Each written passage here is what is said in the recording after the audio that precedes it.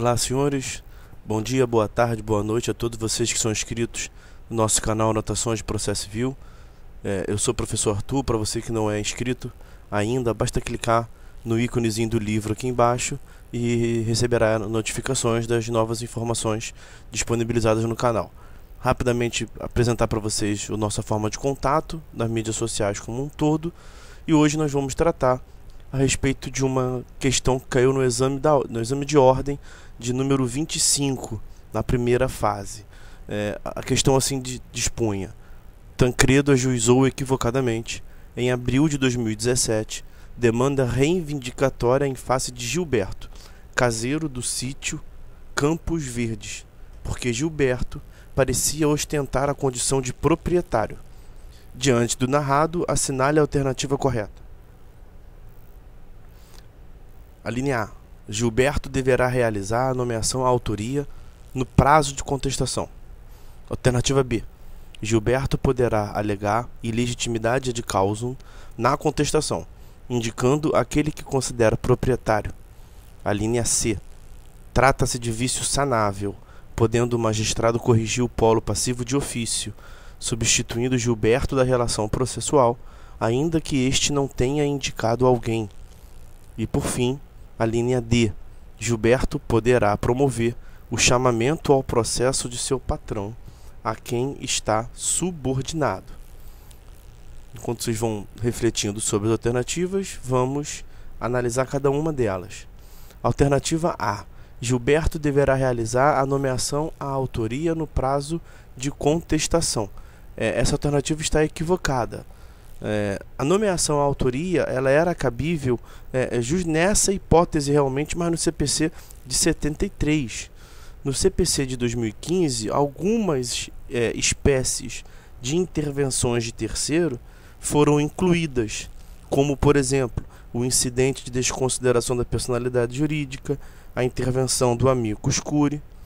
Em contrapartida, outras modalidades de intervenções de terceiro que existiam no CPC de 73 foram excluídas. A oposição é uma delas. A oposição no novo Código de 2015 deixou de ser considerada uma intervenção de terceiro e assumiu a natureza jurídica de procedimento especial. A mesma coisa se deu com a nomeação à autoria. A nomeação à autoria era uma espécie de intervenção de terceiro no CPC de 73, para hipóteses realmente como esta.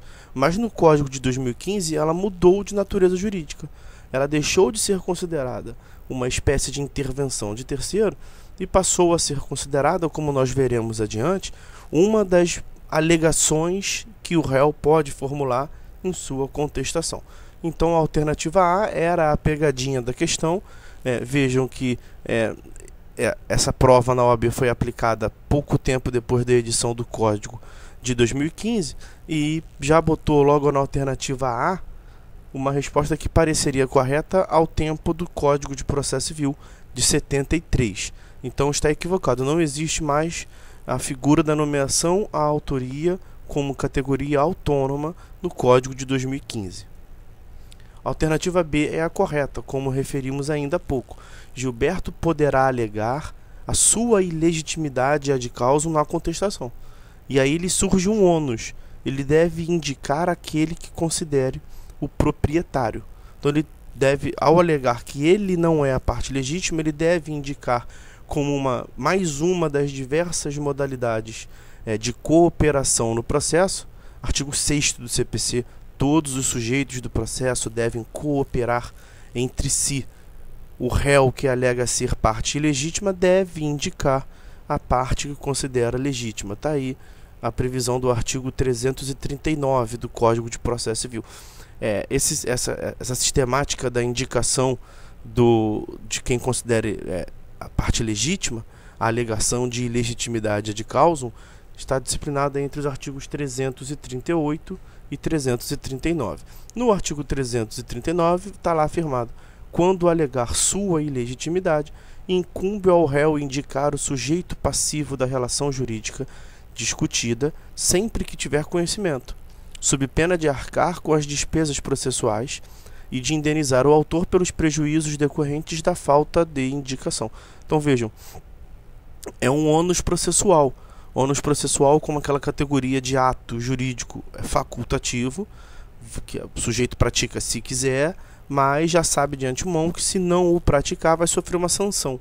Aqui a lei está estabelecendo, portanto, quais são as sanções processuais.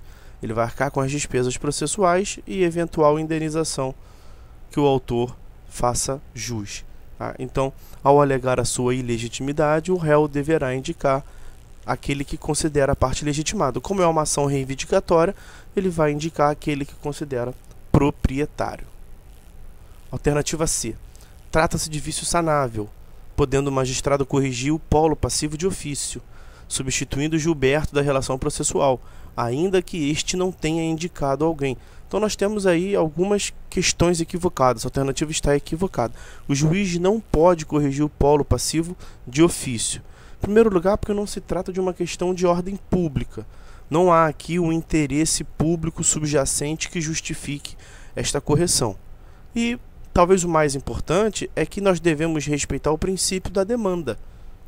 Então a jurisdição é inerte, o Estado não pode, como regra, agir de ofício, as hipóteses de intervenção ex officio do Estado são excepcionais e, como excepcionais, elas devem ser tratadas, portanto.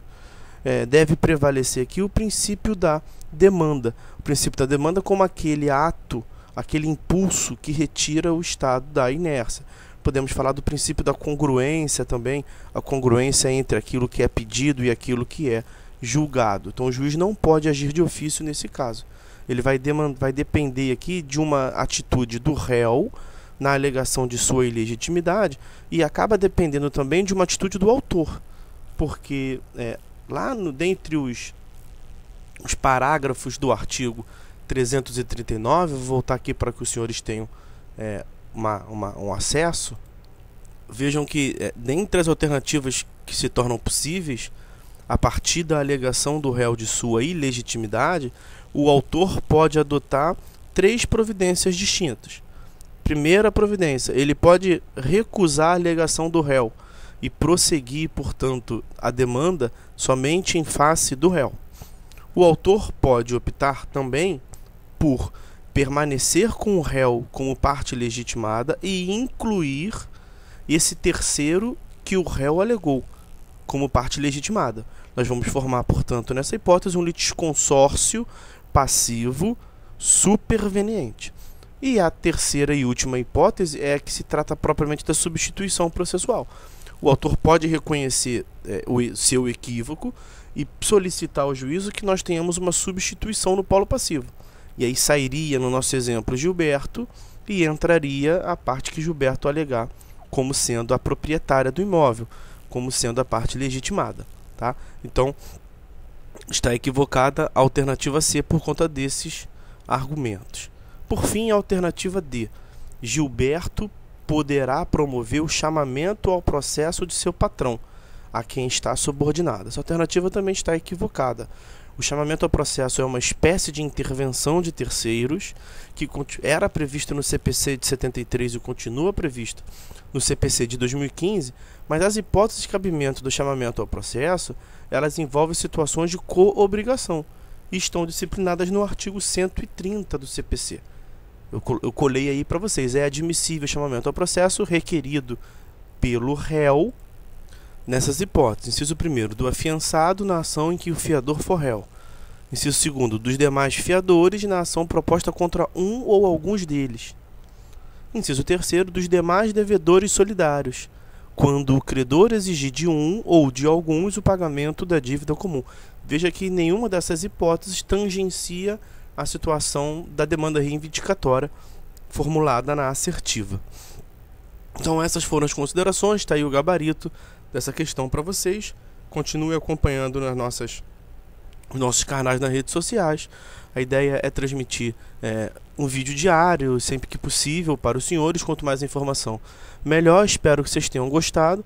Peço ajuda para compartilhar esse material para que a gente continue disponibilizando para vocês esse material de conteúdo jurídico de qualidade e gratuito. Fiquem, portanto, todos com Deus e até uma próxima.